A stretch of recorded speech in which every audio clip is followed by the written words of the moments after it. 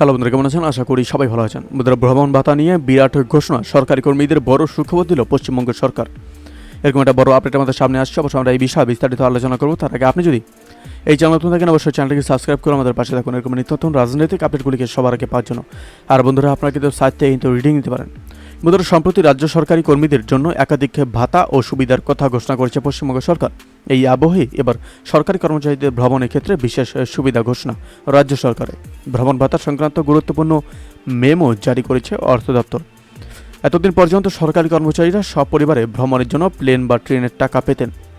গাড়িতে ভ্রমণের জন্য কোনো টাকা পাওয়া নিয়ে সমস্যা হতো বলে রাখা ভালো। এতদিন গাড়িতে ভ্রমণের জন্য কোনো সংস্থান রাজ্য সরকারি কর্মচারীদের জন্য ছিল না। তবে এবার এই নিয়ে বিরাট সিদ্ধান্ত। যে সমস্ত স্বল্প দূরত্বের গন্তব্য, যেখানে যেতে বিমান বা ট্রেনের দরকার হয় না এবং গাড়ি ভাড়া করতে হয়, সেই ক্ষেত্রে প্রতি কিমি পথ যেতে 16 টাকা বা ভ্রমণে মোট খরচ যেটা কম, এলটিসি বাবদ তার রিসেম্বলেসমেন্টে প্রদান করা হবে।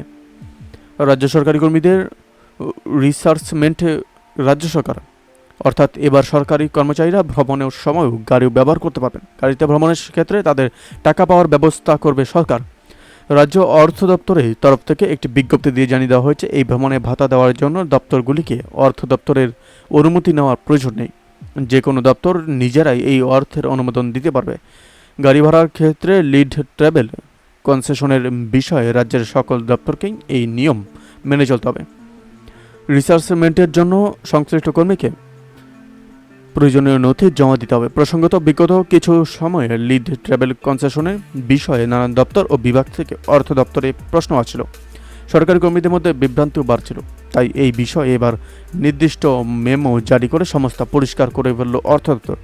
অর্থ দপ্তরে জারি করা বিজ্ঞপ্তিতে আরও জানানো হয়েছে, কোনো গন্তব্যে পৌঁছতে যে রুটটি সবথেকে সংক্ষিপ্ত, সেই পথের দূরত্বের হিসেবেই সরকারি কর্মীরা লিড ট্রাভেল অ্যালাউন্স পাবেন। বন্ধুরা, আপনার প্রসঙ্গে আপনাদের কি মতামত অবশ্যই আমাদের কমেন্ট করে জানাতে বলবেন না। ভালো থাকবেন, সুস্থ থাকবেন। ধন্যবাদ। দেখা হচ্ছে নতুন ভিডিওতে।